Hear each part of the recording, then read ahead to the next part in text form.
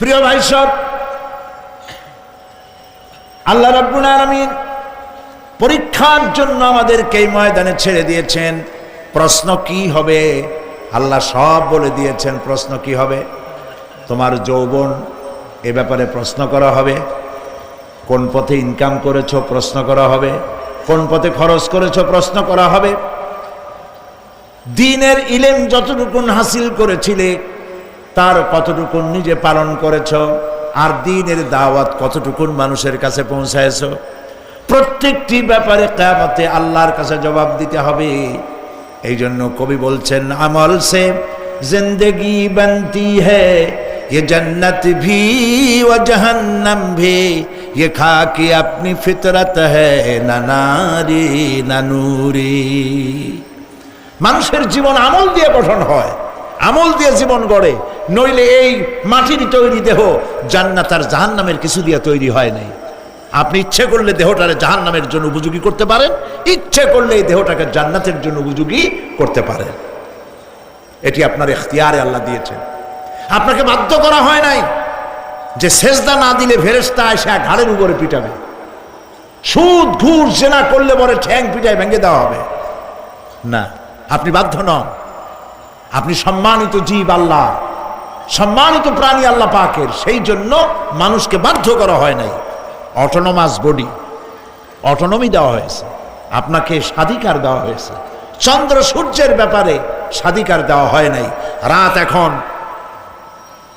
7:35, সূর্যের বাপেরও ক্ষমতা নাই বাংলাদেশে এখন উকি মারে, ঠিক কিনা? সে এখন আমেরিকায় রোদ দিচ্ছে, তাপ দিচ্ছে আমেরিকায়। ওকে নির্ধারণ করা হয়েছে যেভাবে, সেইভাবেই করতে হবে। পানি বলেন, পাহাড় বলেন, পাখি বলেন, চন্দ্র বলেন, গ্রহ বলেন, নক্ষত্র বলেন, সব জিনিস বাই হুক অ্যান্ড ক্রুক আল্লাহর হুকুম মানতে বাধ্য। কোরআনে কারীমে আল্লাহ পাক বলেছেন, আফা গায়রা দীনিল্লাহি ইয়াবগুন ওয়া লাহু আসলামা মান ফিস সামাওয়াতি ওয়াল আরদি তাওআন ওয়া কারহা। আল্লাহর দেওয়া জীবন ব্যবস্থা ছেড়ে দিয়ে তোমরা কি অন্য কোনো মতবাদ তালাশ করো? ওয়ালাহু আসলামা মান ফিস সামাওয়াতি ওয়াল আরদ, অথচ আকাশে যা আছে, জমিনে যা আছে, সব আনুগত্যের মস্তক আমার সামনে অবনত করে দিয়েছে। সুবহানাল্লাহ। মানুষকে আল্লাহ পাক ইখতিয়ার দিয়েছেন, ইচ্ছে করলে মাহফিলেও আসতে পারেন, ইচ্ছে করলে সিনেমায় ঢুকতে পারবেন, অসুবিধা নেই। অসুবিধার জন্য কিয়ামত, ওখানে হিসাব হবে। এখানে আপনি সূর্য চন্দ্র ফেরেশতারও কোনো মাজাল নাই, কোনো ইখতিয়ার নাই আল্লাহর হুকুমের বাইরে কিছু করে। আল্লাহ যা করতে বলেছেন তাই করতে হবে, এর বাইরে এক চুলও নড়তে পারবে না। কিন্তু মানুষেরা করতে পারবে। মানুষ ইচ্ছে করলে নামাজ রোজা ছাড়তে পারে, ইচ্ছে করলে আল্লাহরে অমান্য করতে পারে। এইটা তার বিচারের জায়গা না, এটা হলো পরীক্ষার জায়গা। এটা কিসের জায়গা? পরীক্ষার জায়গা। এখানে আপনি কামাই করলে ওখানে কিছু পাবেন, এখানে কামাই না করলে কিছু পাবেন না। আরো সোজা করে বলি, কোন কৃষক, যে কৃষক আষাঢ় মাসে শ্রাবণ মাসে জমিন চাষ করে না, পৌষ মাসে তার গোলায় ধান আসবে?